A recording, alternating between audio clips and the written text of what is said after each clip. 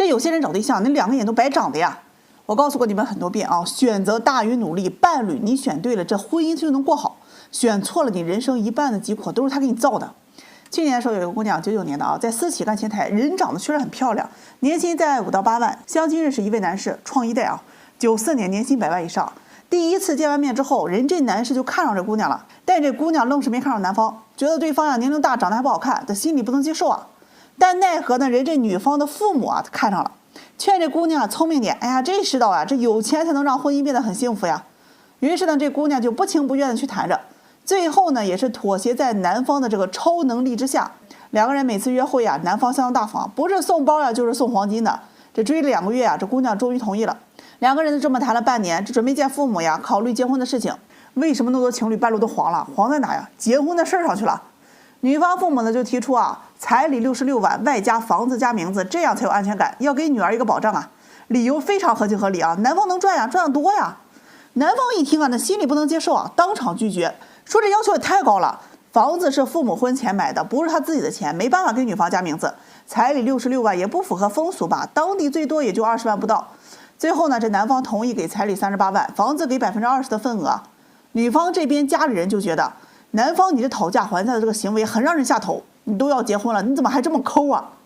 最后呢，这男方妥协啊，第一，彩礼可以给66万，但是需要分期付，订婚给20万，领证之前给20万，领证之后呢给26万。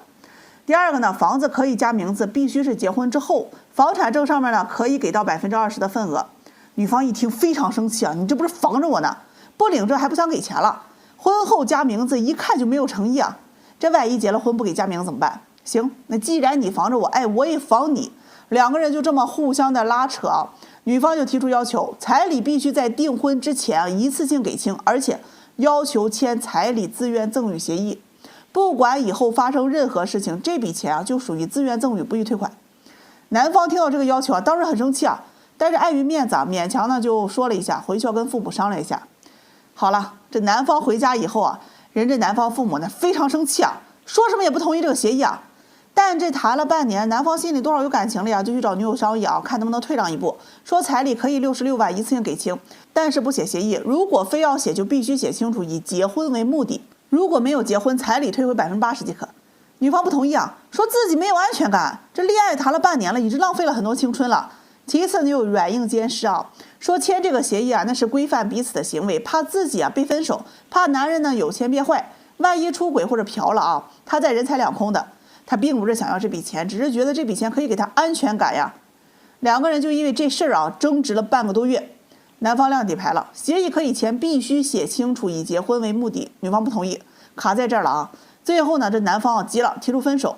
女方呢就骂这男方，你是个白眼狼啊，果然不是真心想要娶的呀。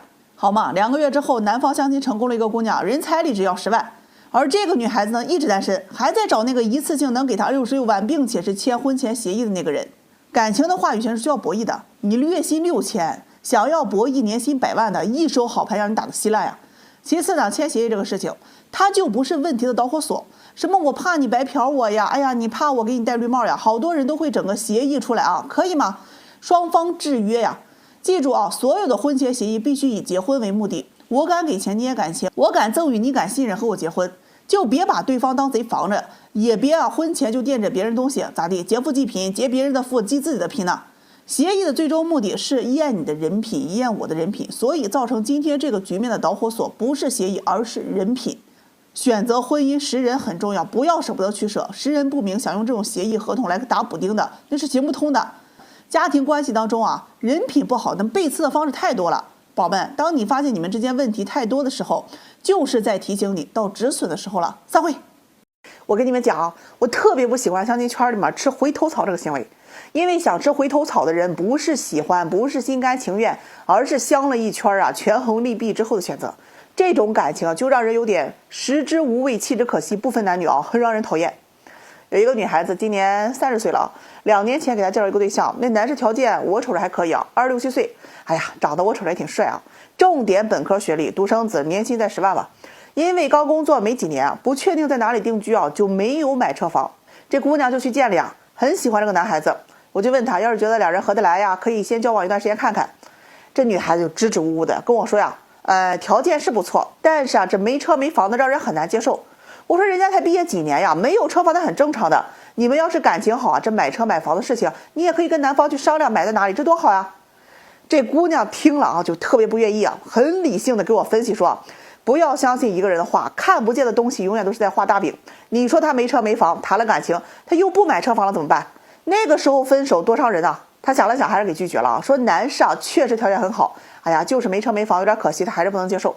他又让我给介绍一些有车有房，条件还不错的啊。反正啊，最后咱也不能强人所难吧，我就给回绝这个男士。再后来，我就给这个姑娘介绍了有好几位啊有车有房的，但是她不是觉得这个男孩子长得丑，就是觉得那个学历不高啊，工作不好，要么就是觉得这个男孩子啊情商不够，不能够给他提供一些情绪价值。这么拖拖拉拉的相了2年，哎呀，我养的刺猬都找对象了，他还没找着。哎呀，去年我有点着急了啊，劝他别太挑了。女孩子年龄很重要的，你自己条件就算再好，一旦过了30岁，这资源一定会呈断崖式的下降。哎呀，这姑娘反正啊也没听心里去，还是悠哉哉的这个挑着，就是想找个有车有房的外形有眼缘能赚的。好了，这一晃啊，今年30岁了，很多同龄条件好的这个男士啊，一听他年龄就不愿意认识了，条件差一点的他也看不上，他自己就开始特别焦虑。去年之前每个月都能相个1、2个，现在啊这半年才能相1个，还远远比不上之前的拒绝的那些。哎呀，他心里就特别不舒服啊，落差感太大了嘛，也后悔当初啊，你看看选哪一个都比现在这些要好啊。昨天我不出差了吗？突然给我打电话，说之前那个男士啊，就是条件很好，可惜没车没房那位，可以再认识一下。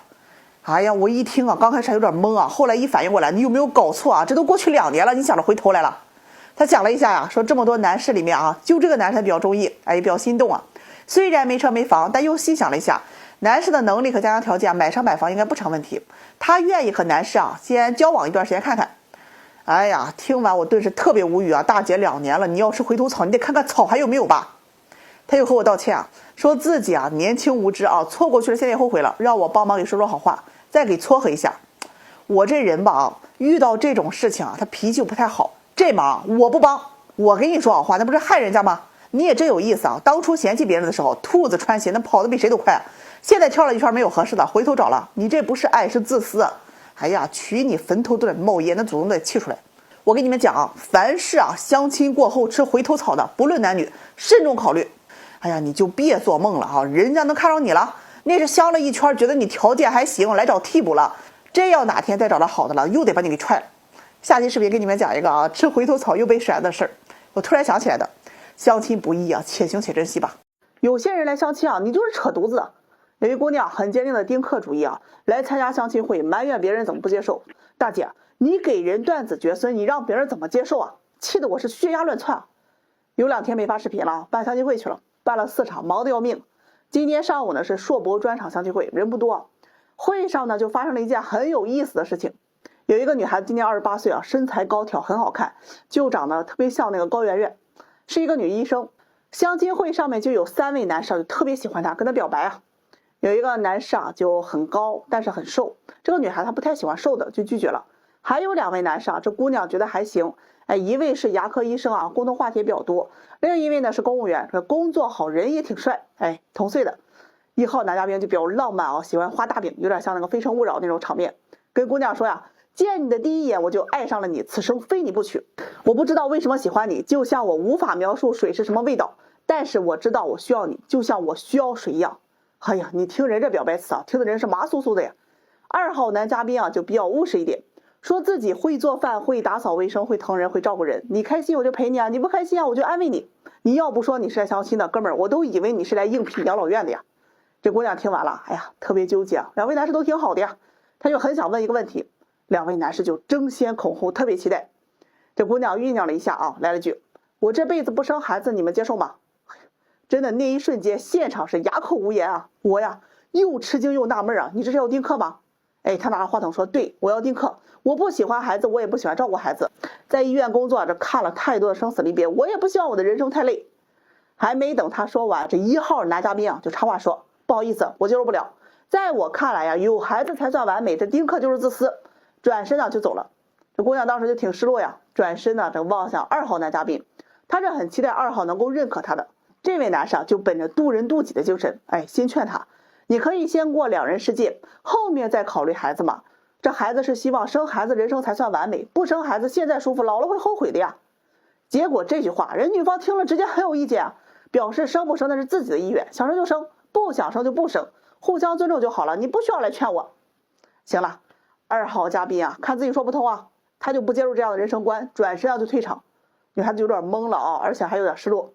散会的时候呢，这姑娘就找我，她说特别想不明白啊，喜欢我不应该包容我的想法吗？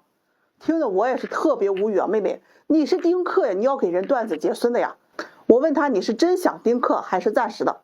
她说是真的想，她觉得孩子是负担，生出来自己又抚养不好，她觉得有罪，她也不希望自己的人生啊过得太辛苦。哎呀，姑娘，我也挺认同你的想法，我觉得你想法很好，活着终究是为自己负责，只要不是一时的情绪输出啊，那啥决定都是你的事儿。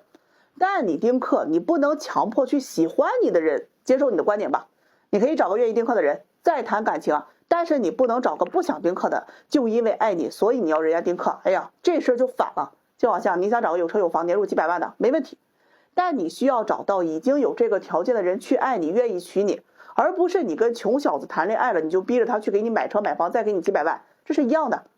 就这样式的，谈了一半啊，爱你爱的死去活来了。哎呀妈呀，你跟人说要丁克，给人断子绝孙啊，人家祖宗啊都得刨坟爬出来找你算账，是这个理不？